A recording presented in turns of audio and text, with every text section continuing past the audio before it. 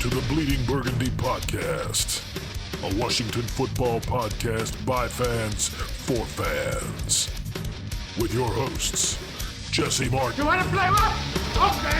Say hello to my little friend. John Taman. Quiet, numbskulls, I'm broadcasting. And Keith Gray. The King, your majesty.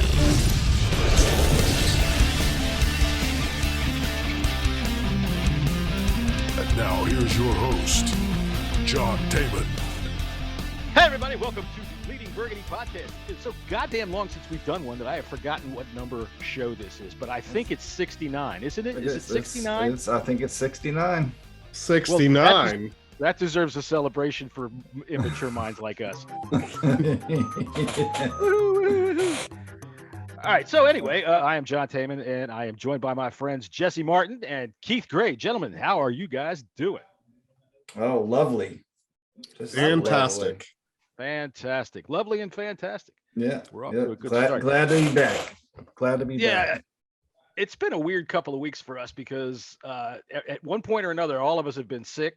We've had problems with all kinds of shit, plus the holidays and all of that stuff going on. So sorry for not being here, but I really didn't think that you wanted to listen to us cry about the Cowboys game, right? Yeah. I mean, nobody needed that. We watched it, and it's just, I think we all know what we saw was just a shit show, and there's really nothing left to be said about it, to be honest with you. You know, once when I was in Mexico, I went to the shit show. I couldn't believe what I was seeing. It was, you had to pay a peso to get into this tent behind this bar, and oh my God. Anyway, Jesus. So Christ, John. yeah, Keith, how you been, man? I know you were sick. Yeah, I've been all right. I finally feel human again. Don't look in the mirror. Then was it spastic colon? Was that why you were sick? What? You know, I have a spastic colon. Anybody goes near it, it goes, get away from me. Yeah, I mean, it might as well have been, because that was a part of my issue as well. I mean, I was going through it, man. That was the longest I've been sick in a long time. I mean, there was, you know, at one point where I knew it wasn't COVID because my kid, my little kid was the one that brought this home. He was tested and his results were negative. So we kind of, you know, my wife got sick right after that, and then I got sick in between that, and it was just a bunch of sickness running around. The flu's been going around, and they've been, you know, taking up hospitals because everybody thinks they have COVID, and it's, I mean, rightfully so. Obviously, you're feeling ill, you got a fever, you're like, oh shit, now I got COVID, and I've never seen explosive diarrhea as one of the symptoms of COVID-19, though. So some people maybe relax. But see, explosive diarrhea didn't come for me until like 3 days into it. Well, maybe everybody get your calendars out.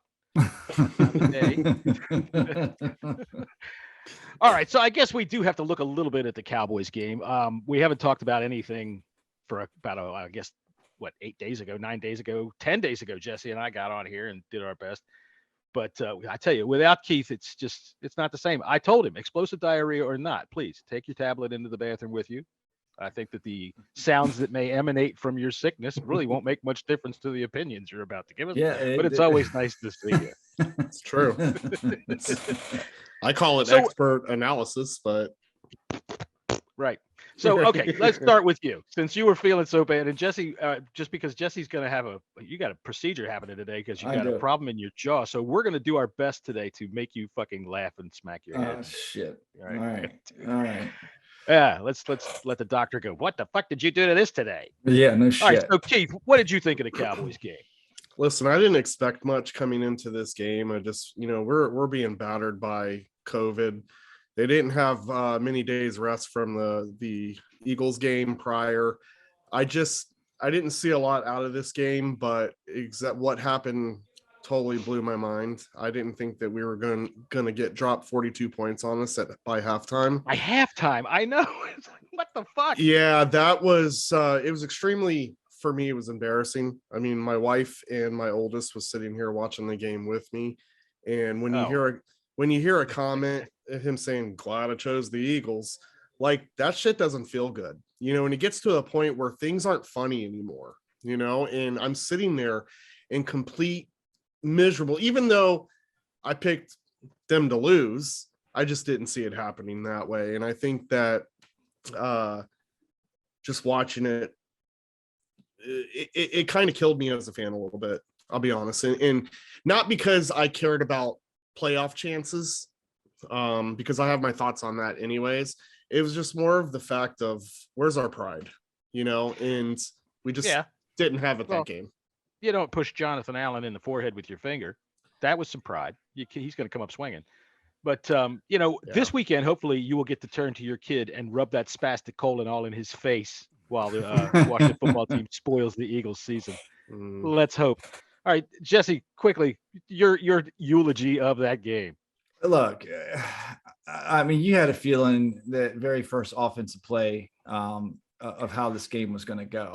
Listen, all right, we didn't know, we're going to be down 42 points in the first half, but I mean, it was a huge low point as a fan. It was. Sure. It definitely was. And at some point during that game, I just started laughing. I couldn't.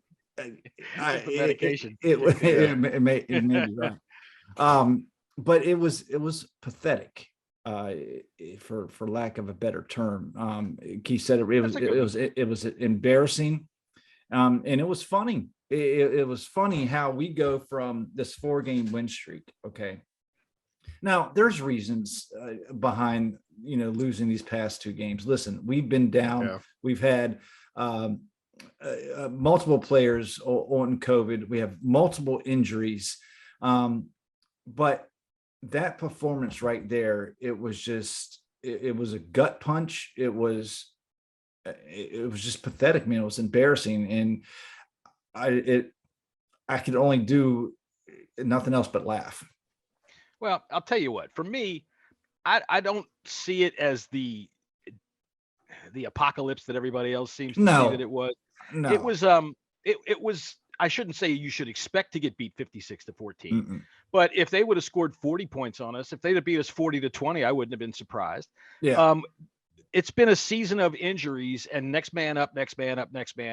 But at some points, it catches up to you. So there's 2 things that I completely learned this week watching this game is we ran out of the bottom. We got down to the bottom of the well. There's nothing left. And I know people can look at it position by position and say, well, this guy's not hurt or this guy's blah, blah, blah, blah. But when you got a 4th string center in there, you're going to have a bad day. All right. Yeah. 4th string center is in there. So, and our linebackers, good Lord, David Mayo is starting. And Dak Prescott was pointing right at him all the time. Yeah, he was 51. He was all over the field making plays. They were definitely, I mean, he was tackling. Because they were throwing at him. No, I get that. Because the ball was going right at him. And that's the thing. It's one thing when you see the quarterback's always going to call out the mic or he might call out the Sam or the Will, but he was pointing at 50. He's like 51. There he is. There he is. We're coming to you right there. So, and the other thing that I learned is that they're just more talented than we are. And there's no doubt about that. They've got talent all over the field. Their defensive line is now playing up to the potential that it should be. And you see what it's doing. Taylor Heineke had so many fucking yips. For one, the first play of the game, you mentioned it. Scott Turner, what the fuck are you doing? Why don't you call a play that this guy can run? He can't throw that ball. He can't throw that ball outside the fucking numbers, 40 yards downfield or 30 yards down. He ain't getting that thing there, right? Why? I know talking about are coming down. The first play of the game, our first offensive play. Calling a play that he can't do. I know he can't do it. Well, I think that play is on Taylor Heineke. He knows he should not have thrown that. I mean, that was the call. That was what they were going for. Yeah, they were trying. He was open. That was. They were trying to catch off guard. That was but you have other reads though. If that play is, if he's not, I mean, you can't ask for more than a one-on-one. He was open. Though. If Heineke could get it outside those numbers and get it more towards the sideline and put another 2-3 yards of air underneath of it, he's got to play. But he can't. That shouldn't even be in his read list. They shouldn't even call that play and say, okay, Taylor, because if he sees it open, the mind of a quarterback to go, he's open. I can get it. He's made that play before, even though but the fact of the matter is everybody knows the book is out on Taylor Heineke right now. Okay. All you got to do is run underneath it. And Terry cannot He can't keep coming back for the ball. Yeah, and when Kyle Allen came into the game, you saw the quarterback. You saw a real arm. And he's not a very good one, but he can throw it. He can throw the damn ball. He can put a good spin on it. I'm still seeing Heineke, the Heineke hive back in Taylor Heineke and putting blames on the coaches. And I don't feel that way whatsoever. I think Scott Turner is a great play caller. I honestly do. I just don't think we have the players on the field to be able to run the plays he's being called. Remember, he was calling for Scott Turner potentially to be fired back in preseason. Remember that? You said it straight up, but I'm glad to see you come around. I said he's on the hot seat. He was on the hot seat with the fans. He was absolutely because of how he was calling plays last year. But the fact of the matter is, he can only do so much. The players have to fucking play. Yep. I mean, that's. You said there it's on Heineke and blaming the coaches. You see the Heineke high, and right off the bat, I did by saying you can't call that play because he can't make that play. But I'm not blaming the coach for Heineke. Heineke's got limitations. He has to know them, and so does his coach. The thing I see about him now that's really driving me crazy is the problems that he has are not getting better. He's reverting back to things. He's feeling the rush before he even should. He's looking at it before he's looking downfield. He's throwing off the back of his feet. Yeah. Because he's constantly drifting backwards. He's afraid of it. All right. Yep. He's reading these Heineke hivers that go, he's real good at evading pressure. No, he's real good at running away from pressure that he creates by not stepping up into a pocket. The pocket might not be very big, but he's got to be able to step up into it, put his foot forward, and put a fucking shoulder on that ball, so it'll go the 15 yards he's able to throw it. That first Dallas game, I think that got into his head. He did not look right. And it could be because he was suffering effects from COVID. He did not look right from even the pregame warmups. He didn't look right. Sure. He said there was a report saying that he had issues carrying a laundry basket up the stairs. He couldn't breathe. How many days ago was that? How do we know? Right? But no, you're absolutely right. He's been hit. He's been beat up, and he's playing scared. Hang on Seems like. I'll be right with you. Keith, give us your thoughts while I run off for a second. Thoughts on what? Taylor Heineke. What do you thought of him? Oh, trash. Like, he's definitely everything that we saw from Taylor Heineke in that Cowboys game tells me that I do not want to see Taylor Heineke in 2022. Yeah. And when I say that, it's because at all, earlier, no, I don't want to see him at all in 2022. Meaning like not even on the roster. I mean, he could be a backup if that's the idea. Sure. That's considering if we can maybe, and I don't even know if this is the right move, but get Fitzpatrick here again for a year and try this again. I think that ship has sailed. Oh yeah, I think it's sailed, but I'm just not interested at this point. Like I don't need these 1 or 2 year band-aids to get us through. Right. It's time to move on a quarterback. We saw everything that we needed to see in Heineke this season, and I appreciate his service. I appreciate his willingness, his toughness. It's something that I've always liked about him. But he is not our starter. Now, you want this guy to come in because, our QB1 got hurt, and you want this guy to come in and finish a game. I have confidence that he can do that. Yeah, he could manage 2 weeks of backup duty. Fine. Sure. But he has just proven enough is enough. We've seen everything that we need to see out of him to determine. What have we been saying since before the beginning of the season about Taylor Heineke? He is a backup quarterback. He can come in to finish a game, to maybe play 1 or 2 game stretch, but that's it. And we've seen it. He's proven that time and time again all season long. I think I flip-flopped on that a little bit. During the win streak, he looked good.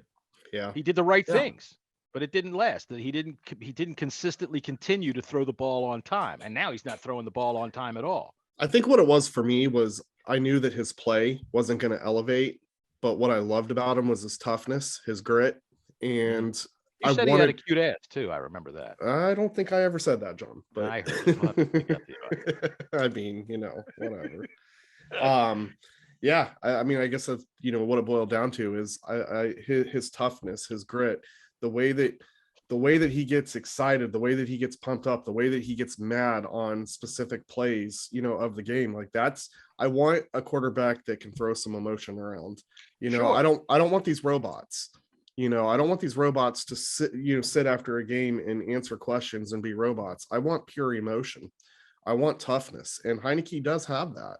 Unfortunately, it doesn't go. It's just not enough. Of his skill. Yeah, it's not with the rest of his skill set. I think he's proven he's got value as a backup, like we said. And I also think that the fact that this season, as hard as it's been for us to deal with, will give him better experience to go down the line. When you're talking a second string quarterback in the NFL now, to have even seen a defense is a plus. Mm-hmm. There's a lot of guys that never have played that are sitting there in second or third that might have to see a game. But I know people are going to think that we're just blaming everything on Taylor Heineke because that's what we've been focusing on. That's not necessarily the case. Look, there's plenty of blame to go around, and you can even put blame on the lack of players that we have that was available. I mean, look, you're starting David Mayo at middle linebacker. Cole Holcomb's not. Everybody's not down, man. And I mean, what do you expect? You can't do a whole lot more. I mean, was a 56 to 7 drubbing, 14 drubbing? No, but still. I mean, you cannot take this game or the last two games and put that. You got to erase them from your thoughts. Well, I think what's embarrassing. Go ahead. He's embarrassed. What I was going to say is when you look at a season overall, you take the best result and the worst result and you throw them out because they're anomalies. So this one and probably the Bucs game, they're anomalies. What you get on the rest of them, that's about what you can expect from the team. So yeah, this was bad, but take it with a grain of salt. Yeah. I don't think we'll see this again. People hope not. People want to focus. People want to focus on what they saw in Dallas, and I completely get it, and I completely understand it. And then you want to run that, no excuse theory. That's fine. There were plenty of excuses that I think were logical excuses as to why that game went the way that it did in the first place. And I know coaches aren't going to sit there and say, well, we were down to our 4th-string center. No, they're never going to say that. Rivera especially. And fans of other teams who don't pay attention to this team, they don't give a shit. Yeah, they're not going to know that unless it's being broadcasted and talked about. Other than that, it just looks like no one's going to talk about the tragedy. That clearly affected. It weighs on players, absolutely. But they're human players. Jamin Davis hasn't had a great season, but it would have been nice to have him there. He couldn't make the trip. They are human beings, and now they got another one to deal with Montez Sweat's brother being killed. Right. Yeah. So I mean, it's been we are a snake bit franchise for sure. Sure. Yeah. Yeah. It definitely I was telling somebody help. today, if we did pony up and make the trade for Deshaun Watson, the second the ink dried on the paperwork that we submit to the NFL, the FBI would swoop in, indict him, and throw him in prison for 40 years. Yeah, because it does. I'm totally and I'm totally blown away at the fact that people don't look at the optics of that scenario to begin with and understand we can't sign Deshaun Watson even if he wanted to come here. It's not an option, and people keep Are you kidding me? As much too expensive negative press that they get for the harassment scandal. Now we're bringing this guy in. Like, all this is going to do is just continue the clown show, the circus show. Like, I just don't understand why people can't see that. Would I want Deshaun Watson here? Absolutely. On the football field. I want his talents. But sorry, we can't. Yeah. We already have our own problems. We can't bring in that circus show to add to the one that we already have. I have totally Deshaun Watson isn't even in my wish list. Is not. Mine either. And people not even close. People keep talking about it, and fans are stupid. They just want, and the optics of the whole situation, like you said, Keith, it's unattainable. You can't. You cannot do it. No, it doesn't matter what coach or the owner, what they've done in the past or what they're going to do in the future. it's not going to happen. So just you need to forget about it. Just fucking forget about it. He's not every decision that this fucking team makes behind closed doors is every single decision. I'm telling you, every single decision is based on optics. Look at the fucking benches. Let me optics. Let me jump in here. Well, yeah, I think the benches were a good idea, but that's a whole other story. And I think by next year you'll see the entire league doing them. You know, I know a lot of people think the whole world runs like a fucking professional wrestling show, and everybody has to worry about whether, oh my God, they made us look like chumps. No, they didn't. You fucking. I personally don't care about the fact you work at fucking 7-Eleven makes you look like a chump. All right, this shit doesn't really matter. Okay, what they have done. Granted, I don't care what little dick Danny thinks or anything like that. The fact of the matter is that you think that the benches on our sidelines malfunctioned for Seattle? I'd say it's probably a 40% chance that it was accidentally malfunctioning and we don't know what's wrong. And I'd say it's about a 60% chance that somebody was clicking the button or turning off the fuse box and making it malfunction. Fucking gamesmanship exists. And now that is not a problem. And Ed Werder last week with his stupid comment about how we brought it to a conclusion. Okay, well, Dallas is playing in Arizona on Sunday. Let's see if they bring their bench. Any bets? I bet they do. It's an enclosed environment, right? Oh, right. So, I could the people bitching about the benches. I even went off on some of the media folks and I think Craig Hoffman too. I was like, he put a list on embarrassing things that Washington done this year, and he put it at like number 2.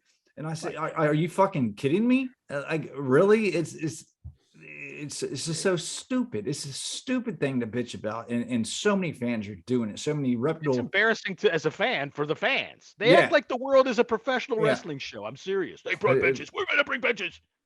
I just remember 20 years ago, I would never have any idea about benches, and I wouldn't even care. It's just so amazing how every little thing becomes a story. You know, and to go back to my optics though, and media driven too, because the media eats that shit up because they're getting the fans fired up about it, and instead of focusing on shit that matters, and instead of focusing on shit that matters, they focus on this just to make it more of a trying to make it more of a clown show. That's what they're doing. It's 100% what they're doing, which is why I've always had an agenda against media. It's why I've always made fun of Grant Holson. There's very, very few media personnel that I like. John Keim is one of them. Ben Standing is another. Sure. Well, because they don't sit there and trash the team. Yeah. No, they give you information. They give you the real information. And it may be information that we don't like, but it's said in a professional way. Yeah. Well, it's not meant to rile up the fan base. Right. They're just giving you information. Yeah. And Kyle will give you a little bit of behind the scenes too. I like him. Yeah. But I made a post this week basically saying fuck Dan Snyder and fuck everybody that thinks so. Dan Snyder, you guys have Stockholm syndrome. You've been notes. All you know is Dan Snyder, so you don't know any better. Blah blah blah blah blah. And I'm mad that I catch a bunch of shit, not from people defending Dan Snyder. Nobody stood up for Dan Snyder, but I got a lot of he don't coach and he don't have a player. He don't play. Okay.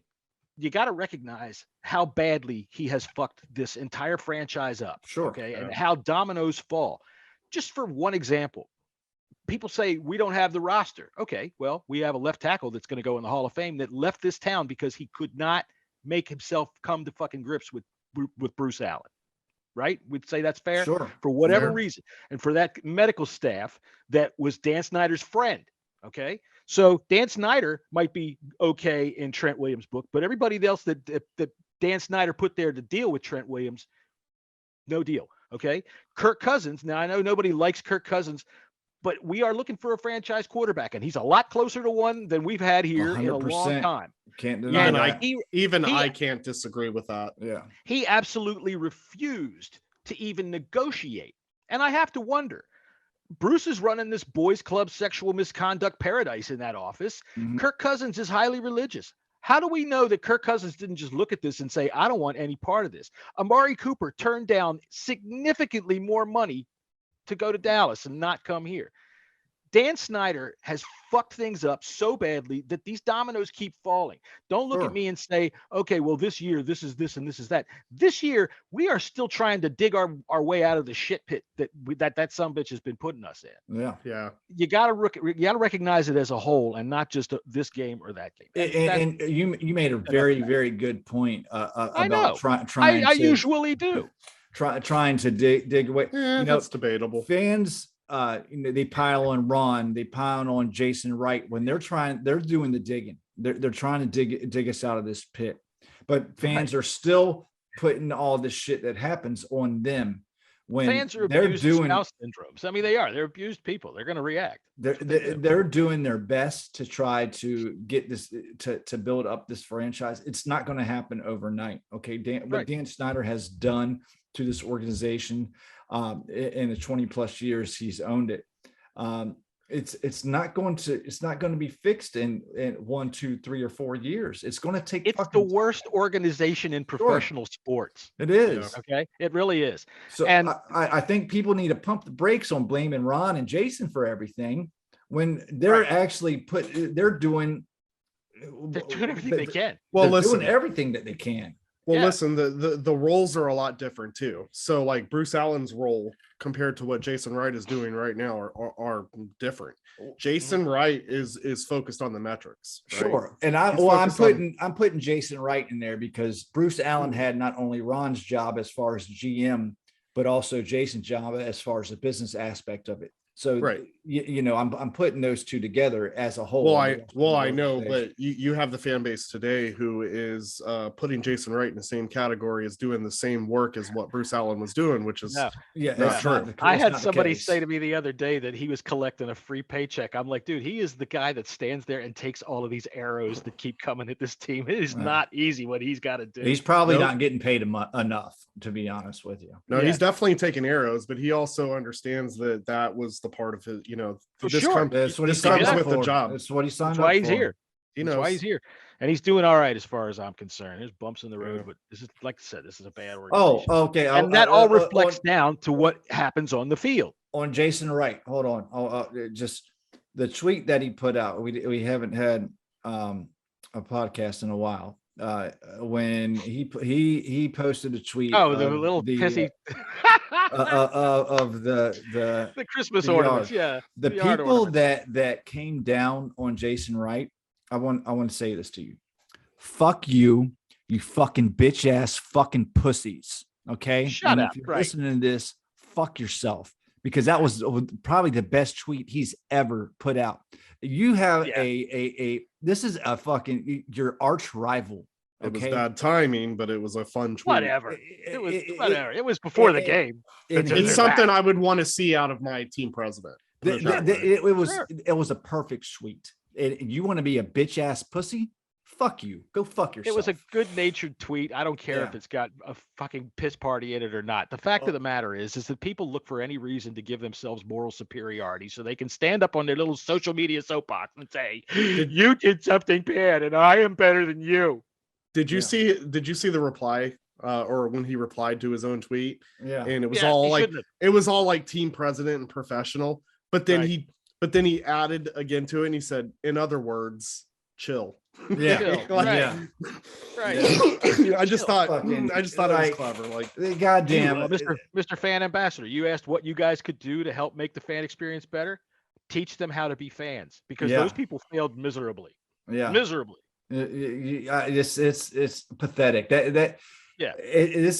We used to be one of the best fan bases in the entire NFL back in the early 90s. When I was young, it was a fucking wonderful, smart fan base. We're one of the worst now, and I hate saying this, but it's a toxic. And Dan Snyder has pretty much everything to do with this. Guess who's toxic? I am. Hi, I made a comment about Daron Payne and oh my God. You should have seen what came at me after that. I am one of the toxic people that are ruining this team. Me. Fuck you, John. I am fuck you for being you're a toxic ass bitch. God damn it. I probably gave Keith his spastic colon and you your swollen jaw because I'm so toxic. But the fact of the matter is, fans got to lighten the fuck up. You know, it was a good, fun tweet. That's my president. That's my president. Motherfucker's been waiting all week to say that. You know that? I just wanted to notate that I was not the one defending Jason here. Okay. Carry on. I don't think you have to. I think this is not a matter that Jason needs defending in. I think it's a matter of pointing at all these other people and saying, shut up, sit down. Go shut up and sit down. Anyway. This is not a presidential thing to do. No wonder we're a shit show. Fuck you. Fuck you. Grab your ankles and get fucked with no lube. God, fucking motherfuckers. You know what I do want to do, though? And I don't know how I'm going to do it as a fan. I do kind of want to just go back to just being a fan and not caring about all this sideshow shit. And I think the only way that I do that is if I quit Twitter. No, you can't. You know, here's what I'm telling you. You guys haven't been there very much lately. All right. No. You guys are kind of, because you can't take the toxicity, though. Yeah, all that shit.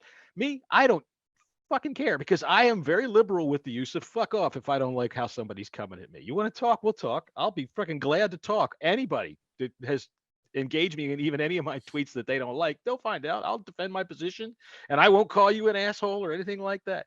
But with this team and with the NFL, I'm not going to do that. I mean, it depends on what they do, but if they want to discuss things rationally, even if I have a hard take, yeah, man, I'll talk about it with you. I'm not just going to say something and run. But these people that went after me I said to Daron Payne, he deleted his Instagram account. I said, oh no, I hope that doesn't mean the 5 or 6 pictures he had of plays he made this year. Oh my God. You would not believe. It's like, God damn it. One guy wanted to know why would you even put that out there in the air? Like, because I'm not that fucking important, dumbass. It doesn't change the fucking way the world turns. It's just a super little comment. And he's like, you don't know football. I'm like, dude, it's just all for fun. Look at my avatar. It's a goddamn football helmet with a Groucho Marx nose on it. Shut up and enjoy life a little bit. Jesus Christ. Fans are stupid. So what did you think of the fight? Let's get back to some football and talk about the fight on the sidelines. It's got nothing to do with football. Jesse, what did you think of the fight? Well, I thought the broadcast spent way too much time talking about it. Sure did. Went overboard. You really thought Chris Collins would say some stupid shit way too many times? I mean, that was like the whole entire fucking second half was talking about, the best part about that is he kept saying the media is really going to have a field day with this. And it's like, dude, you're the fucking media and you're setting the narrative and won't shut up about it. It was caught on TV. It fucking happens. Oh well, they've been teammates for fucking years since they were kids, and it happens. I sure as hell would not want to get punched by John Allen though. That was a big arm. That was a big arm. Yeah, this fist I'll tell you what, I wouldn't want Daron Payne poking me in the forehead either, because I don't think I'd come up swinging on him. Yeah, but I'm not John Allen. So here's my thoughts on the fight. I don't really care about the actual fight, right? I don't care that they've done this in the past. I don't care about any of that. What I do care about, once again, is optics. Our team is a shit show in this organization. It's already embarrassing enough that we have these show the report, Dan, show the report. We have to deal with that, right? And I'm not downplaying any of that and saying that, they should or shouldn't. I don't know. It's just, I guess what I'm trying to say is so many years of just bad press, and then so many bad things happening behind the scenes to people who are no longer in that building, but it's not going away, and it's just making things worse. Then you strip our name from us. We have no identity. We're going 2 years with a team name called football team, right? I have the angerment in that because I still, wish that we were the Redskins, and we're going through an absolute identity crisis. Everyone's fighting about what the potential name could be. Wait a month. Well, sure. In fact, just so you guys know, that information will be dropped. The date will be dropped of the unveil next week. But you didn't hear that from me. Keep it on the down low. Anyways, not that Not that it means that that's big news, but there will be a date and it'll be released next week. But anyways, when you just take collectively everything that's happened, forget about what's happened 10 years ago, just collectively within the past 3-4 years of just bad press outside of the actual team on the field. It's Dan embarrassing. Snyder. Right. Dan Snyder, the root It's embarrassing. of all of it. So now you've got your two guys and you got your one big leader, the one guy who has just been, in my opinion, the MVP of this whole year, which is John Allen. Oh yeah. You got that on the sidelines. I don't care what we know as a fan base, but now it's reaching out to all the others because that shit was on national. Well, they all know. They all know this is a shit show. But they don't do. And we are the lowest hanging fruit on a 2-foot tall tree. But they don't experience the way that we feel about it because they don't care. They know, but they don't care. They like to rub it in our noses, that's for sure. So when we see this, this happening on TV, it just makes our whole entire franchise seem like it's just inept to do anything right. Right. And as a fan, it's starting to wear down on me. It's not because I feel like I'm a part of this team for anything that I've done this year with, hey, that's more of a title than I got. That's going to be another conversation for another day. But Jesse, are you a lady in waiting? I'll just end what I'm trying to say with this. I'm extremely disappointed and embarrassed right now to be a fan of this team. And I hope that shit changes eventually. And I just don't think it ever will with Dan Snyder under the helm. I see what you're saying. And, I get it. I definitely get it. I'm not necessarily embarrassed to be a fan of this team. I can't control it. I can't control what goes on. But I'm gonna say this. I'm glad there was fight left because we sure as hell didn't see it on the field. Yeah. I'm glad they didn't lay down. They did the best that they could. They were just I'm glad they themselves, the players themselves, were pissed off enough to show emotion that so hopefully there is something to gain out of that whole situation. Nothing we did this season ultimately, and I'm talking off the field, nothing we did was right. Everything was poor optics. It was piss poor. It was embarrassing. And that's par for the course though. Sure, but why it's disappointing to me though is because in the off season, again, and I will talk about this probably until hope.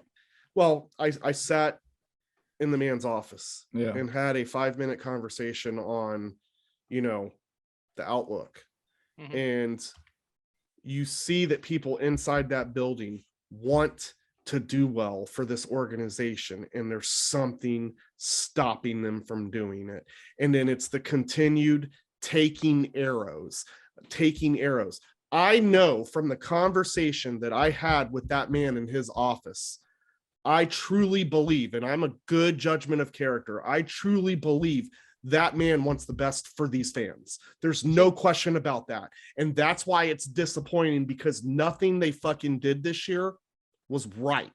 It was all poor. It was executed poorly, and they need people in there to help them execute certain things to make this franchise look a lot better than it's been over the years. Domino effect. It's the domino effect. Look, I'm telling you, I'm a graphic designer. I've been a graphic designer in the DC area for a long time.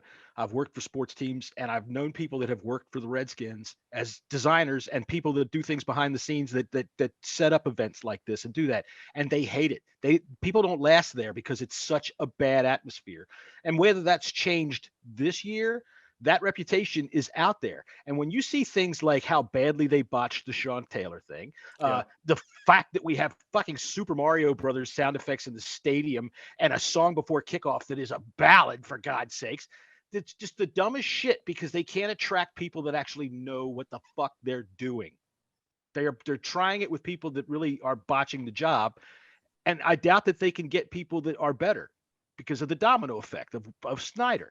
One of the other things that we know about him, aside from the shit show on the football field, is he treats employees, and you're not allowed to look at him. You are not allowed to fucking look that man in the eye when he walks down. You have to avert your motherfucking eyes when he walks down the hallway.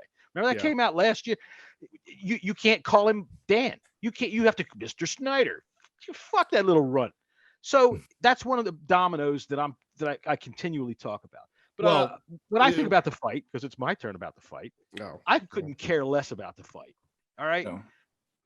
If there's one thing I think that when we talk about this team, and anybody that's a fan that's talking about this team, what you said about that you were glad to see fight it within the players, whether it's amongst themselves or not, it's passion.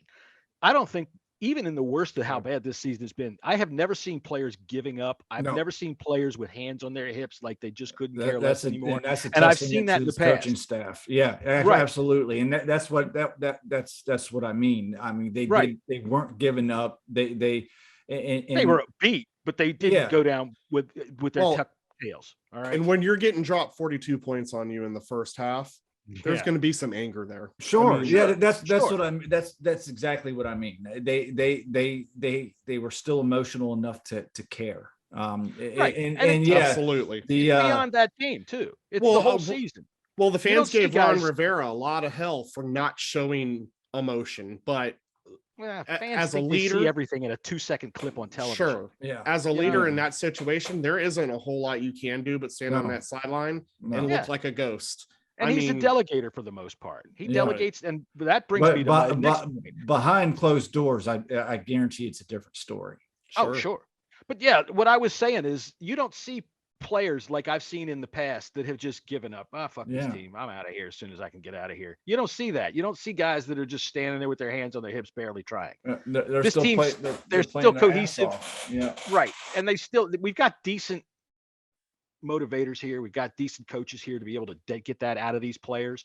And I think that the players will grow from that. And we are still very much a work in progress. However, that said, if Jack Del Rio is not here next year, I will not complain one little fucking bit, because this guy has antiquated schemes.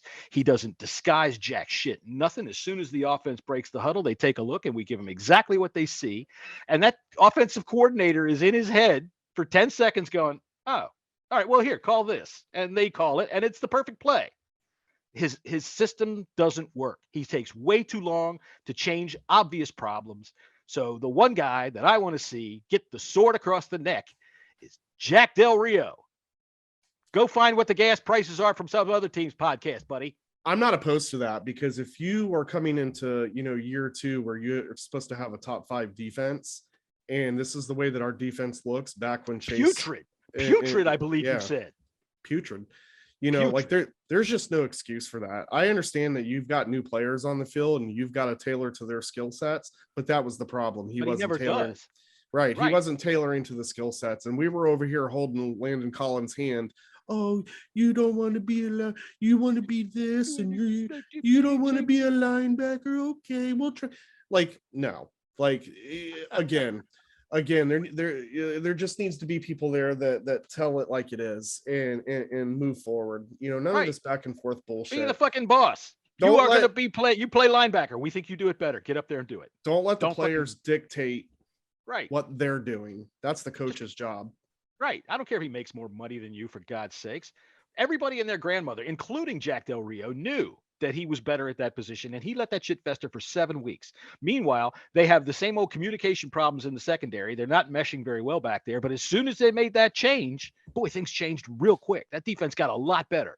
I'm interested to know if these defensive coaches actually, because let's talk about, real quick, Chase having, a poor season before he got injured. Are we talking to these players? Are we, apparently they were telling Chase he had to stop getting chipped. Remember? You're getting chipped. Running backs are chipping you.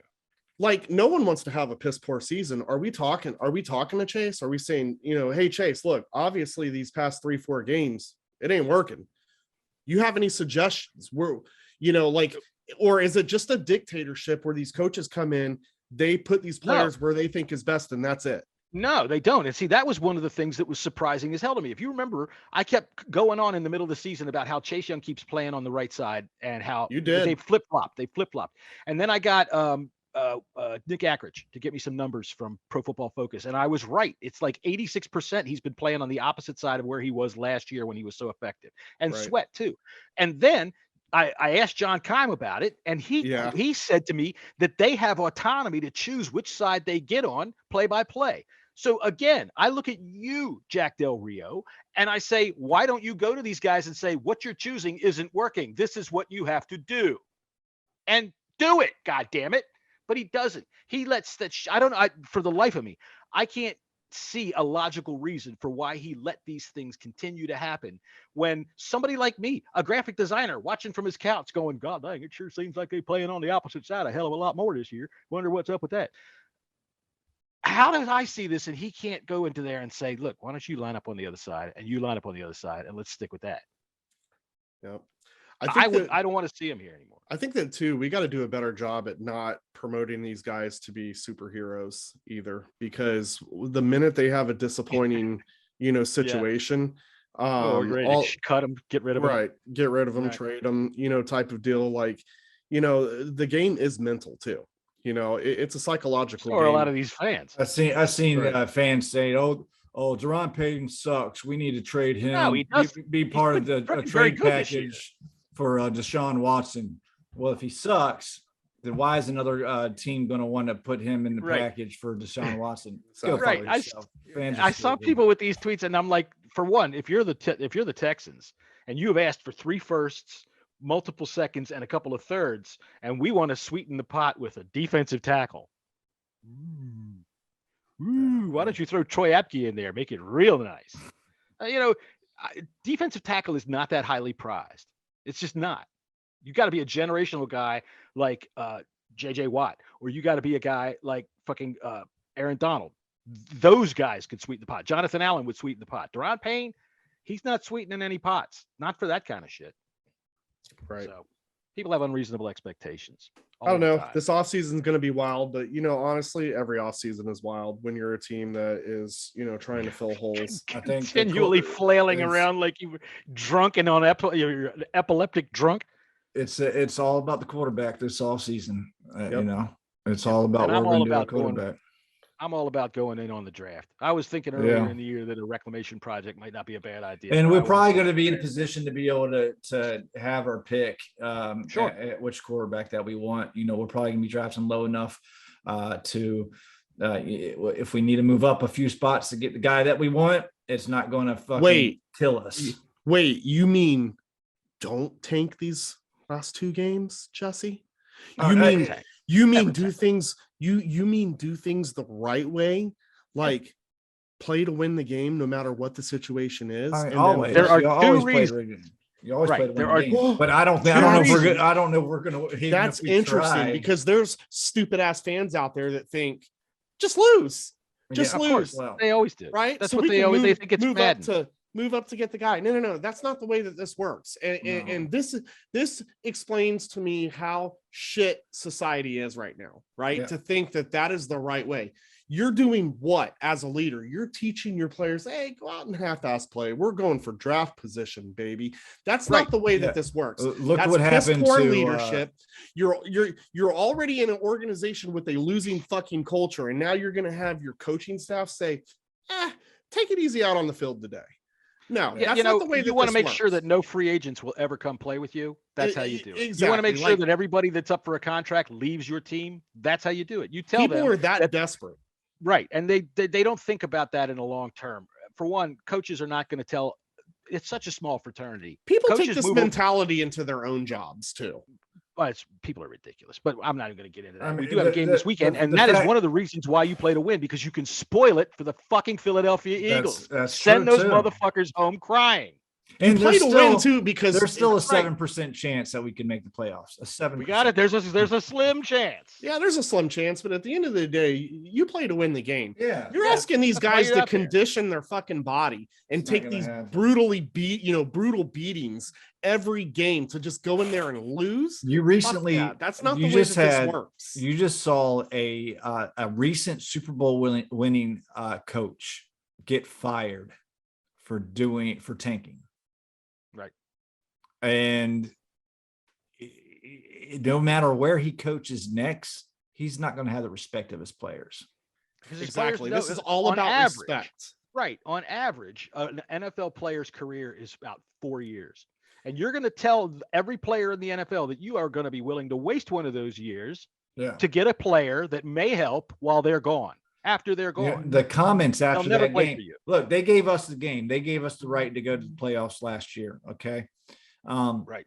And the players, the Philadelphia Eagle players, after that, the comments that they made, they lost total respect for what was his name? What was his name? Doug Peterson. Doug Peterson. Soon to be coach of the Jaguars. And that's a good place for him because, but look, I mean, it's just, if you just look at it, you're asking you're telling your players you give up. You'll lose. That's right. That you'll let them You're put on giving tape up. playing. And bad. at the end of the day, what it does is it kills the integrity of the game. Sure. Simple as that. Kills Right. the integrity. And it did. And honestly, the integrity is the only fucking thing we have in this organization. Right. That's it. You know, So, again, two things: spoil it for the Eagles and fuck the New York Giants I'm for it. for no other Yeah. reason. I'm Fuck the for New it. York Giants. And then if there's a guy that is unattainable in the draft, you find a way to go fucking get him Yeah. if that's the one you want. But also That's at the what end you of the want. day, there's no guarantee that that guy is going to be successful in the league. I think we've seen that plenty of times. Time and time you not again. notice just- that the top 10 of the drafting teams usually contains the same teams. A lot Sure. of the same teams stay there just because they lose and they suck and they get these high grade draft picks and it doesn't work out. Right. All right. They stay right where they are. They stay mired there. We're So I'm gonna- not The going to Lions. I'm not the going to tell my Lions. Is it guys to gonna go help out there them? and I'm not going to go tell my guys to go out there and lose on the field No, no. for a chance to get a guy in the draft that I don't even know is going to turn out to be good in the NFL to begin and with. also, Especially when the success rate is a lot hell lower than it is the high success rate. and of it. winning these last two games, no matter if it gets us in the playoffs or not, it's good for the team itself. Going out on a high note. I don't want the playoffs. I hope No, we we're lose not. that 7%. I don't want it. It's highly unlikely that we'll. I don't think our team wants it either. We have to Ron doesn't rely want on it. Carolina winning a game this weekend, and that ain't Right. gonna happen. This is not a control your own destiny. What I would tell the situation. players is to go over to Enrique's Cantina in Tijuana, go back behind the dumpster, and there's the shit show. That's a fun time. There you go. That's what I'd tell them. But still, going out on a high note at the end of the season will help this team in the long run. Going Agreed. into the Even if- off season. Right. Even if it doesn't, you can't send the message out that you're going to lose Yeah. like that. So we've already seen that the domino effect of Dan Snyder's ownership has cost us free agents that we know about. We don't even know about the ones we don't know about. We don't know how many of them said don't even talk to them. Mm. So, but we do know that guys like Amari Cooper said, I'll take less to play elsewhere. Fuck them. Yeah. So anyway, Jack Del Rio can go fuck himself. We'd like to beat the Philadelphia Eagles this weekend. So Keith, what are your keys to defeating your wife's favorite team? Go. Shit, I don't have any keys. I caught you off guard there. Honestly, I've put no thought into this game at all. Zero. Because my season ended last week. He's That's back just- and healthy. That's just me being honest. My season ended last week. So I really put no thought, no pen to the paper on how I think that we can beat this team. I don't know. I don't know either based upon what I saw on that Tuesday game, because that was a COVID game. So I don't. So was Sunday, and so Yeah. might this Sunday. Tress Way Yeah. is out. Right. That's a severe loss if we don't have some. That's our loss. MVP. MVP. Well, I mean, aside Tress from Way. that, I'm old enough to remember when Joe Theismann tried to punt when Jeff Hayes got hurt. All right, it went like 4 yards out of our own end zone against the Bears. If you don't, you need a punter. I think it happened to Carolina's kicker got hurt last week, right? In warmups, he got hurt, or 2 weeks ago, and they had to go for it on every fucking down. I don't think they had a chance to beat Buffalo anyway, but not having a punter is severe, especially with a team like ours that needs to punt quite often. We play the field position game. Yeah. So that could be a big one. So you don't have a key. No, I don't have a No key. keys. All right, Jesse, No you got a key. key? I mean, I Yeah, could I stick to do. what I normally say. I mean, Okay. which I feel you got to run. Let me guess. Let me see if I can guess what you're going to say. Go ahead. Oh man, that team president, he is so fucking hot. If anything happens this year, the fact that I was able to fall in love as deeply as I have is a great thing. Hey, he don't talk to me anymore, so I don't He's know. ghosting you. That's what he's doing. Oh, he's definitely ghosting me. Definitely. I don't know, man. I hope I see him this Sunday. And there would be a reason for an opportunity that I would. You got a big cool thing coming up. I do have a big cool thing coming up. I do hope I see him because I'm interested, because I have been ghosted. If you're listening to this, Jason Wright, you have hurt my feelings.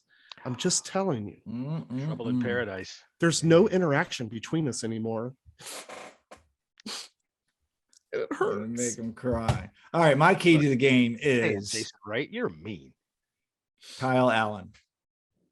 Kyle Allen. Kyle Allen. He's expected I to have a play hard some. time believing in people named Kyle. I just do. If you're He's named Kyle out there, I'm sorry, your parents gave you a faggy name.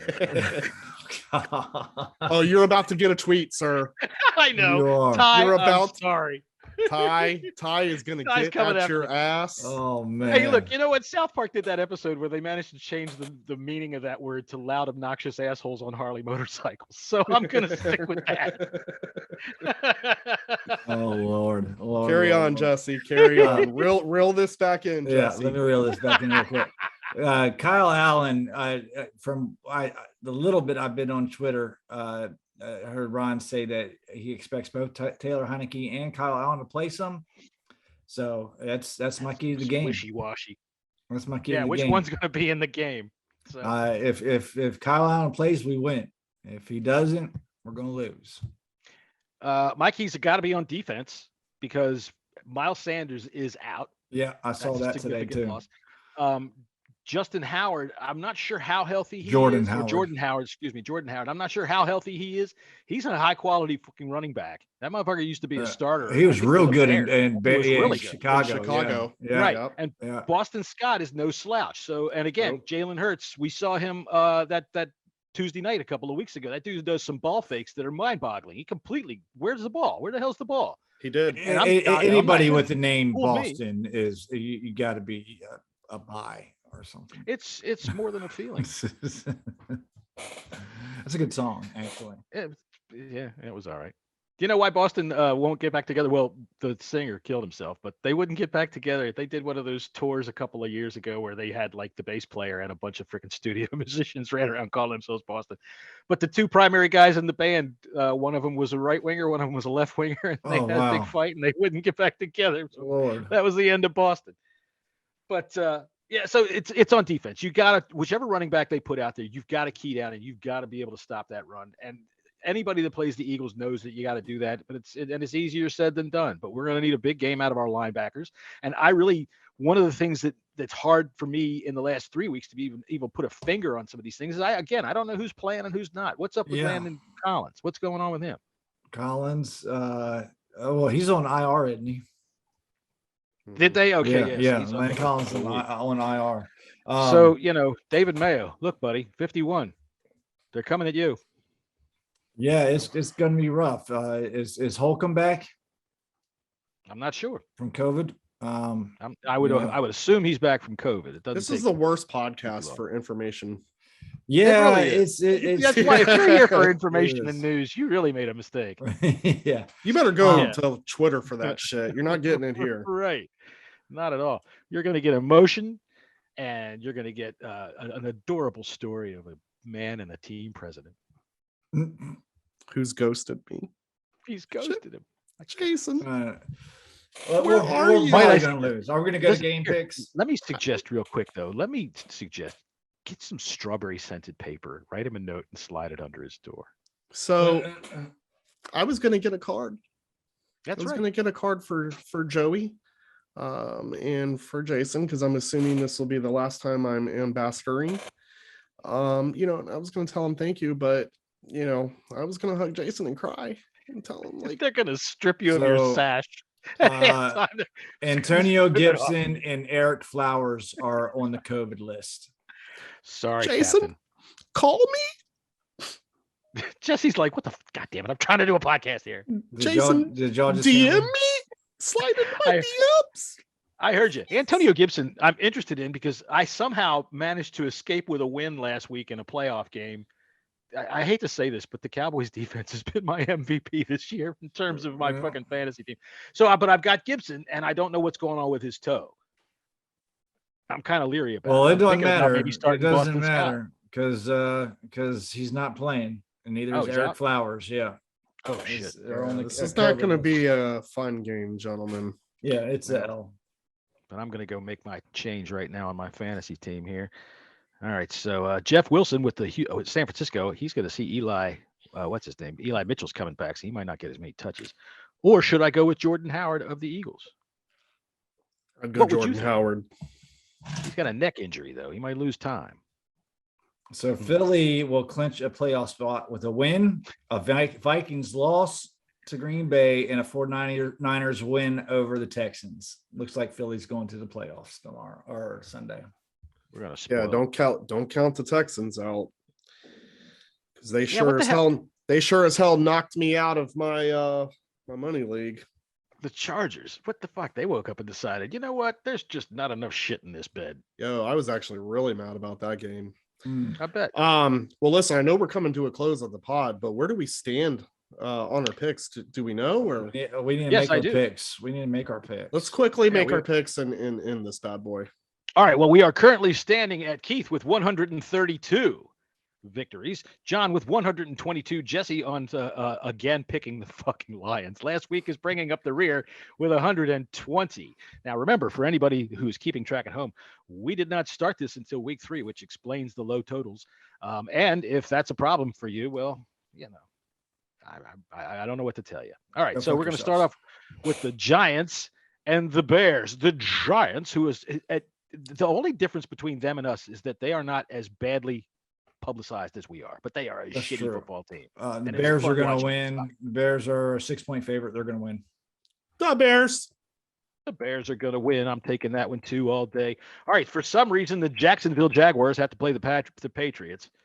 I don't know why they're going to even make them go out there and The play. Pats that game. are a It's really- 16-point favorite. I don't know if I'd pick them to cover that, but I definitely pick. wouldn't. I definitely wouldn't pick them to cover it. That's too big of a spread. Is Ramondre Stevenson playing? Pats are going to win. I might start him Pats. instead. Gibson here. All right. So the Rams and the Ravens, the Rams who fucked me last week because I took the Vikings, and all of a sudden Dalvin Cook didn't play, and that changed a lot of things for me. So the Rams and the Ravens have really shit the bed this year. They Keith. have. Oh, you That's want how my pick? throw to somebody. Yeah, that's how you throw to somebody. What do you do? You never watch television? I was waiting for a 10-minute analysis. I wasn't. No, there's no 10-minute analysis. Okay. They shit the bed. That's the The Rams are going to win. Yeah, Rams. Okay. Yeah, I'm taking the Rams too. The Ravens they don't have it right now. All right, the Bucks get to play the Jets. And I mean, when I say get to play the Jets, that's like a late Christmas present. They get to go out and have an additional practice against the New York Jets. 13-point favorites. The Bucks are going to win. They're going Bucks. to cover it. They will cover it. Let's see. Did you see last week about speaking of the Jets? And because I know that Scott hates it when we spend a lot of time on teams that are so goddamn bad. So did you see last week in the Jets game? Did you see Bless that the man's soul. run that Zach Wilson had, where he dipped up the sidelines and he kind of juked the guy at the sidelines? And, you know, all I can see is that some of these defenders, they're holding up. They're not trying to really hit him really that hard on the sidelines because They don't want to get fined. Right. They don't want to get fined. And so he looks like a hero. But see, NFL, this is a problem. It This is. is a It problem, is a you problem. know? We're not talking about the Jets. We're talking about how big of a problem this is with these saving these quarterbacks. Right. Don't The say Jets are these long quarterbacks. past being a problem. Yeah. They're just what they are. Defenders are afraid to make plays when it comes Yeah. to the quarterbacks. They really are. And that's a shame because it lets Zach Wilson make a run like that and makes it look like he actually did something. Whereas if they could hit him like they should, Yeah. they could clobber them. All right, so the Falcons are going to go play the Bills. The Falcons, who are hanging on by a thread, are they not? They are hanging on by a thread. They're 14.5 point. Bills are 14.5 point favorites. The Bills might not cover, but they're definitely going to win this game. They'll cover. I'm taking the Bills. Yeah. Read. All right, let's see here. The Chiefs and the Bengals. This is a highly interesting game. This is a very intriguing matchup, Jesse. Chiefs. Oh, Chiefs and Do the you not Bengals. watch anything? I am going to. I'm going in Cincinnati. I'm going to go with the Bengals, man. I think the Bengals they're playing so good right now. That's good for you. You're gonna lose. Chiefs. Yeah, I'm gonna have to take the Chiefs as well, even though the Bengals. This could go either way. And frankly, watching John Harbaugh cry last week because the fucking Bengals ran up the goddamn numbers on him. The only thing that would make it any better is to watch your fucking brother cry tonight going about something that goes wrong in that fucking playoff game tonight. I hate the Harbaughs. The Chiefs were my Super Bowl pick before the season started. So I like the fact that they're playing much tougher than the first half of the season. Chiefs. Yeah, I'd have to just go the Chiefs because I think they have a more well-rounded attack. But again, if the Bengals win, I'm not going to be surprised. Dolphins and the Titans. How long can the Dolphins keep this up? This is a tough game. Yes, it is. Tua Tagovailoa is playing quite well. In my work pool, this was the hardest game for me to pick because we go against the spread, and I still haven't picked it yet because I don't know. Dolphins are playing so good right now. Yeah, they're winners of 7 straight. God, well, that record of the Titans is misleading too. It is. They pulled won off a big win last week against San Francisco. They've won some close games. I think San Francisco's fraudulent. I do too. I'm going to go with the Dolphins. Fuck it. I'm going to stay with the hot team.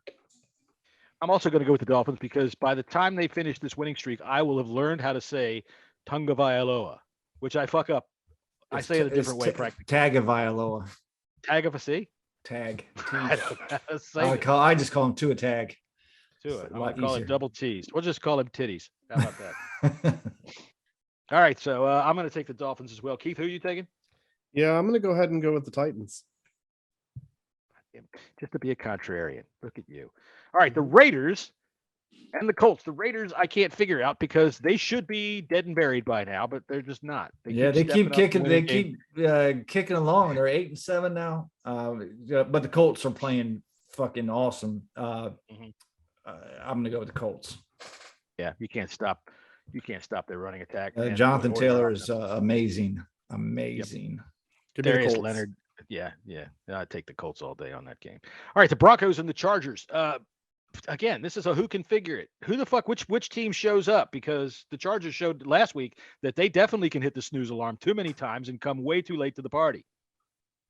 Yeah, but we don't know who's playing quarterback with the Broncos, and I'll take Justin Herbert over Bridgewater and or Drew Lock any day of the week. Well, I would too, but he just lost to freaking Jeffrey the Giraffe down there in Houston. That's true. Houston's defense stepped up that game. I actually watched that game because obviously there was something in it for me. 41 points. Yeah, Houston's defense played very well that game. Jeffrey the Giraffe. He's got a long ass neck. That's whose neck is longer, Glennon or Mills? I think that if Glennon and Mills got together to have a football game, they would collide and it would look like giraffes having a fight. You ever seen how they wrap their necks around each other? That's what it would look like. It would look like one of those videos that Keith watches with all the, never mind. I'm not going to go into that. All right. Because I don't want to get him in trouble with Jason. All right. So Texans and the 49ers, the big badass bold Texans going against the fraudulent 49ers. This is going to be an interesting game. Texans are coming off that big win, but we're going to see a letdown of obviously. And San Francisco is favored by 12.5. So I'm going to go with the 49ers. Yeah. I'm also with the 49ers. Yeah. Frauds or not, they can beat, Giraffe Boy. I think 49ers defense is going to hold Texans in check with this one. 49ers. Even though they're fraudulent. I could see Nick Bosa hitting Jeffrey the Giraffe so hard that his neck does the Merton Hanks. Remember how Merton Hanks used to do that shit when he'd intercept a pass? Some of you old kids. All right, the Lions, Jesse's favorite freaking underdog, are playing against the Seahawks. The Seahawks, they're just a mediocre team. I mean, that's really all. When I looked at that field they played on last week with just enough snow on it to make it miserable, not enough to even make it a snow game, just enough to make your pants get wet and make you miserable. That's kind of the Seahawks season. They're just enough to make your pants get wet, right? Isn't that a good analogy? I'm going with the Lions. Of course. Hey, ride or die. Ride or die. I will go with the Seahawks because even if they have, even if they're playing wet pant football, my wife is calling. So even if they're going and doing that, I'm going to take the Seahawks. Seahawks. All right, give me a second here. I might just drop her a text real quick. So professional. Ding ding.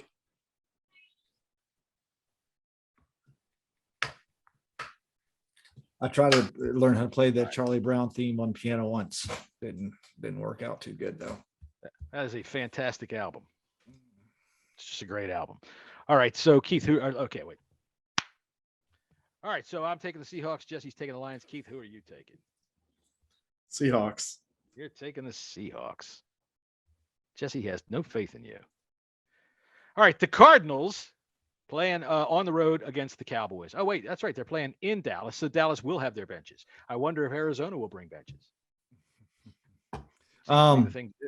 I'm going against the grain here, and I'm going with the Cardinals. Not me. I'm going with the Cowboys. Grain or not, the Cardinals are playing bad. The Cowboys are starting to peak. Cowboys. Okay, Mr. Analysis there. Thank you very much. No. His 2-syllable replies to these things.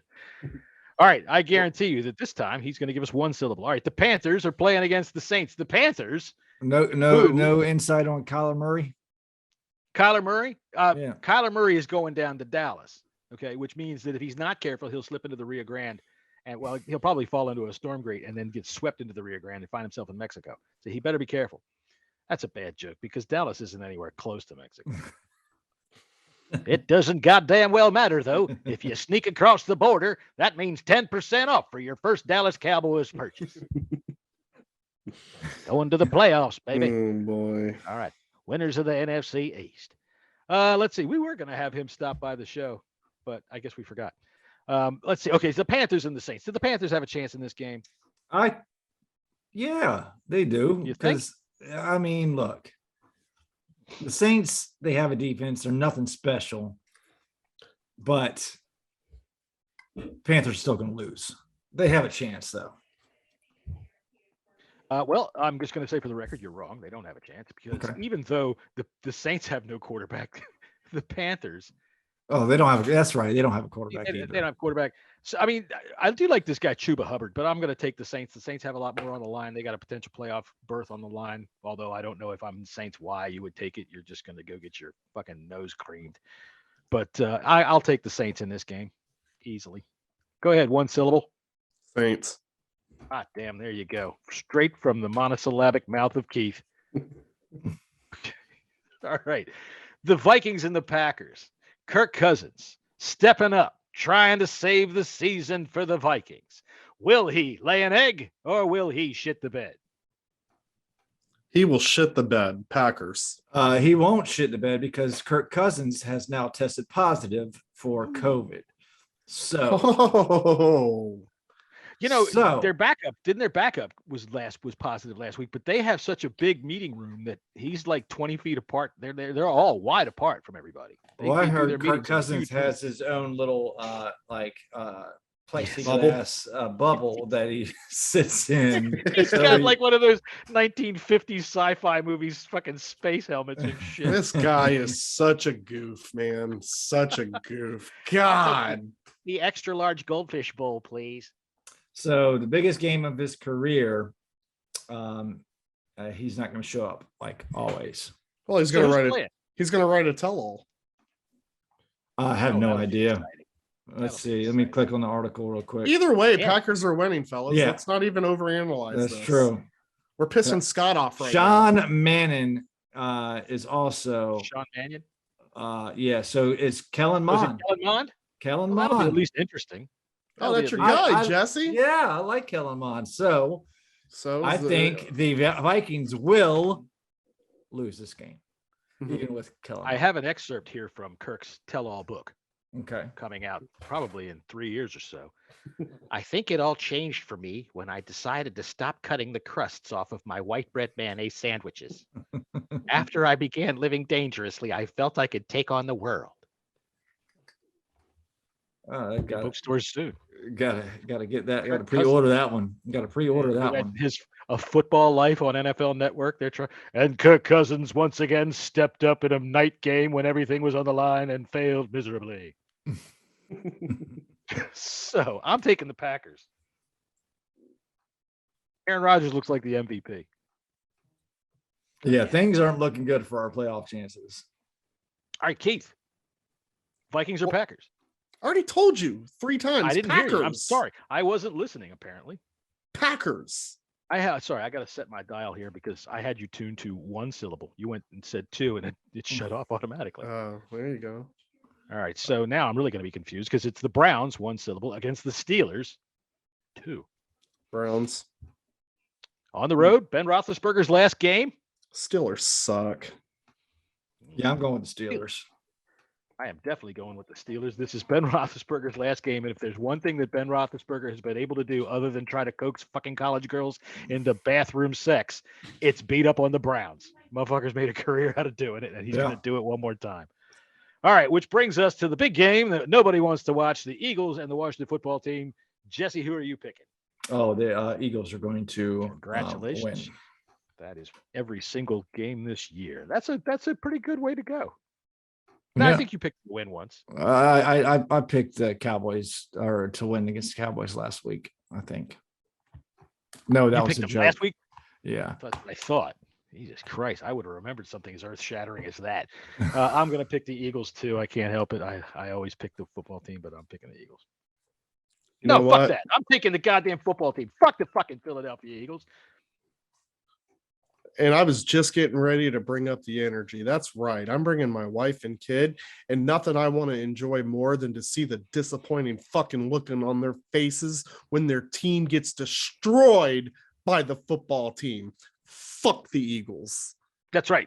He's taking the football Washington. team. There you go. Now, like I said, you do have something pretty cool to do on the game. Washington's not winning this game, by the way, but I'm picking them. So tell everybody what you're doing at the game this Sunday, aside from bringing your family. I will be holding the big giant flag, which has actually been a big, huge bucket list of mine. I've always wondered how people got out there and do that. And I was asked to go out there during the national anthem to be a part of that. So that's huge for me, and that's a good wrap up. Yeah, that's a huge wrap up for all the cool experiences that I've had this year. And if I don't have any experiences like that next year, I'm good. Hopefully there's other people that can step up and do some of the things that I was lucky enough to do, come next season. I don't need to have it all. Let's let some other people have some good times too. So, well, do me a favor. I've seen this one time when you're unfolding the flag and bringing it out, don't trip and fall. Because everybody else will just walk and you'll get stuck underneath the flag and you'll be waving your arms. Please do that. And stand up. Please Listen, do that. I saw that. I forget. It was years ago when I saw that happen on my live television. It was the fucking funniest goddamn thing in the world. We're trying to find this girl, find her way out of the fucking flag. Well, the good news is we're going to be rehearsing this at 10 a.m. So okay. We'll know what to do. We'll know what to do. You got to rehearse it. You got to hold it. We got to rehearse it. Yeah, we're going to be on the field while the players are doing warm-ups too. It's going to be pretty cool. I think it'll be pretty cool that my family will get to see me down there on the field doing that. Yeah, I think that would be cool. And if they take video, please, let's make sure we have a copy of it so we'll put it in the podcast. Let people see it because this is big and it's a very cool thing. And as much as we like to fuck around, I think we all like you. And it's cool. I appreciate that. I appreciate that. And like I said, if this is the last thing I do, good enough. Good enough as a fan. Die a happy man. Yeah, good die, happy man. I mean, I would like my guy Jason to say hello to me once in a while, but it's just not in my cards. He just doesn't like me anymore. He found somebody else. I've He did? heard that he's been seen around town with another fan ambassador. I'm not going to say who. He was good times. Rio had COVID and was in the hospital. Speaking of fan ambassadors, so if you're listening, buddy, I'm glad you're feeling better. I'm glad you're home. Yeah, definitely. It's COVID can really fuck some people up, man. It's over 800,000 of them been really fucked up. Yeah. So we're glad that Rio's all right, and he's alive. Pull through. He's having his he's game right alive. now. Max is going to pull through. So wrong finger up. I don't know how many fingers I'm using. Yeah. Shout out to your son. Hopefully he gets through it unscathed. Yeah. So, all right, gentlemen. All right. Well, now that you none of you know why we're laughing, but okay, cut that we one out. Yeah, that was gotta go. That one's gotta go. Onto the cutting room floor. I'm sorry. Sad. I stood up. My dick was hanging out, and Don't cut that one out. No, I won't. All right, then. So I guess that's it. Still, hopefully Monday we'll get back on pace and on schedule, and then we'll figure out. I mean, I guess we'll figure out what to do after the season for the football team ends, and then how to go through the playoffs and Super Bowl, and then we'll figure out what we're going to do in terms of scheduling for the off season. I doubt we'll do 2 times a week. I would hope not. Yeah, we'll figure something out. Because if we spent the whole first half of the show talking about how bad things are, imagine what it's always like in March in freaking February. Yeah, we'll have. I'm sure we will have a big special on the name debate that's going to happen. That will definitely happen. And, what are you pulling for, Jesse? What are you pulling for? Football team. To be honest with you, all the other names fucking suck ass. I mean, even that one sucks ass too. It does, but it sucks a little bit less ass. All right, Keith. The ass doesn't smell as bad. Keith is in the commander's chair, isn't he? No, I'm not. You're on the Hogs wagon. So I felt like I liked Commanders because I hated Red Bulls so much, but I don't really care for Commanders either. I'm on the Hogs bandwagon, man. I think you could legit take a logo and make it look badass, and it still hold to our history. And I know people are like, well, that was only part of our history. That was the best part of our history. Let's just be honest. So why not? Of course it is. Why not contribute? And it just won't make me feel so bad that the Redskins name is gone, because Hogs were the Redskins. It relates back to it, yeah. I don't know, man. I don't know. This is probably the first time I've been stumped on what I think. I hope it's a name that like none of us are talking about on social media. Sparkle ponies. None of us are talking about that. That's different. And people think that I like the Hogs because of the whole hog farmers, and that's not the case. I'm literally, when I say Hogs, I am literally just contributing it to the best part of the history of the glory days. Anytime we talk about Redskins, we talk glory days. That was the time frame. Now I know that the Theismans and the Kilmers and before that, like those were good times as well. I'm not trying to discredit Theismann was that. part of the Hogs. He was an honorary Hog. He was the only offensive lineman other than John Riggins that was allowed to be a Hog. Yeah, well, it was the 5 o'clock club. They were allowed to go in their shed and drink beers with the offensive linemen after practice. I'm wrong about that. Theismann was not allowed. It was Riggins that was the honorary Hog. Theismann, they wouldn't let him in there. Yeah, that makes sense. He was there at those times. He was there. And listen, those were the glory days of the Redskins. So that's what I would like to capture in a new team name is the glory days. I think that when you take a look at all the bad optics, you can't go wrong with this as a team name, even though I know a lot of people will hate it. But just like we saw with Washington football team, when we were Washington Gibbs, when we were winning, right? People were like, well, the football team name is kind of warming up to me. Well, that's because you're winning. Any name's gonna do that, really, honestly.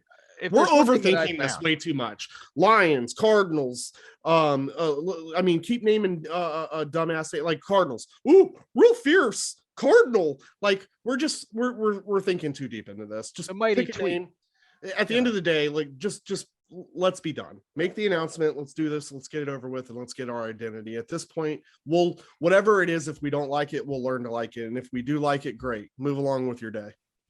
Right. That's why I'm advocating for sparkle ponies. I just want to see how long people will take it up. Absolutely. No, actually, honestly, I think your points to the Hogs is good, and that wouldn't hurt my feelings if they did. It's not an attractive name, and I get that. Yeah, it doesn't matter. So what? Your card. I agree. Neither was Redskins, and I guarantee you, if we had the opportunity and Redskins was in the top 3, I don't think we're choosing that name. Right? That's just the name that came with the history. So that's the way that I see this with this new name. It's not Hogs is not attractive, but at least it comes with history. I feel like you name them Wolves. I feel like you name them Commanders. You name anything else. How can you contribute history to that? Or how can you attach looking to? I don't know. They are. Well, you can what Jason Wright is saying. It doesn't mean it'll attribute history to a name. A name is just a moniker. I think you do really though. When the name got stripped, it wasn't like this was a choice. Well, I mean, the Packers are named after people that fucking pack meat. Well, okay. At least it contributes. I thought it was fudge. Well, that came later when Brett Favre got there. But God dang it, hold still there, boy. Let's see here. I wouldn't mind Red Wolves. I wouldn't mind Wolves. I really wouldn't, because I know people think it's corny, but I think the fact if we're in a tight game and the other team's trying to drive in the fourth quarter, having 60,000 people very marketable howling too. Very cool. Yeah, well, Wolf lends itself to a good logo. I won't be disappointed if it's Wolves. Commanders. I didn't really like Commanders at first, but somebody put up a couple of uniform mock-ups that they did that I thought really looked good. Yeah, the Commanders and Hogs are those are no goes for me. I just personally, I like. It's not a very. It's an ugly name, and the Hogs. What I think of the Hogs, I think of those offensive linemen, and yes, it does have history, but I can't see myself wearing a fucking pig on a sweatshirt. I can't. It just to me, it just doesn't. It's not attractive whatsoever. They're not going to make it look like Porky Pig, We're not going to. I know. Watch the book of. That's all. Watch the book of Boba Fett. Even not yet. Don't ruin it. I always wait because I don't like going week to week. Watch episode 1. Take a look at the 2 hogs that are in there. It kind of looks pretty badass, in my opinion. It kind of what's that? Pumbaa or Timon, which is the that's Pumbaa and Timon. Yeah, Pumbaa. Pumbaa. That's what I think of. Like when Pumbaa cut farts. That was all right for about Disney cartoon had a fucking fart and warthog. That's all right. And I don't know about warthogs. There's a name to watch the fart and warthog. Yeah. That's not. I don't know. It is what it is. You talked about Star Wars for a second there, and I'm a kind of a geek, so I like all that kind of shit. And I'm a TV junkie. I asked you this the other day, Keith. You ever watch the Clone Wars animated series? No. Dude, that's fucking. Of all the Star Wars canon, it's my favorite. So I'm actually going to check it out because I'm kind of getting bored with things that are on TV. So the Clone Wars, that was animated, correct? It starts off kind of kiddie. The first episodes, first season or so. But I'm telling you what, just keep going with it. When you finally get to Count Dooku, holy shit, he's badass. And when they get to freaking Darth Maul, my God, don't let your little kid, you might not want to watch that. Well, that was the thing. I guess that what steered me away from it was because it was, an animated series. But one of my all-time favorite characters, just for the look in itself, was Darth Maul. And I was highly disappointed that I felt like he was like psychotic in this. So it's great what they do to him in that show. I felt like he was underutilized, and he could have been. I feel like they didn't do much with him because they didn't want him to be the baddest ass, Sith, I guess you could say, because Darth Vader is the face of Star Wars. Well, but see, this is what the thing is, and I feel so stupid that I'm this big of a Star Wars geek about it, but I think it was that series that actually got it to me because it ties a lot of those things together before Vader. And all right, you convinced me to watch it. It's good stuff. It's good stuff. I'll tell you that. I do know that it had a lot of information. Fucking nerds. Shut up, Jesse. Go watch Superboy. This guy over here watches Harry Potter, and he's gonna judge us. I don't. I do too. But I do watch Smallville. Is one of my favorite all-time shows. Smallville's okay. That's all right. Yeah, nothing against that. That's what I've been doing lately. I actually been watching Dexter, and I went back, going back and watching. You ever watch Chuck? The show, Chuck. It's on Amazon Prime. I heard about it. Really, really good. It's funny as hell. It's fucking hilarious. I would highly suggest you go and watch it. It's a good show. I can imagine the household of laughs there. Because that's how Jesse laughs. I know. We did that fucking Jerry bit last couple weeks ago, and I heard him. I was like, "What the fuck? Did somebody step on a doggy's tail? What the hell is that?" See, he's avoiding doing it. His mouth. Can we end this fucking show? Listen, all right, then go ahead and say your thing, and let's get out of here. Hail, 18. Peace.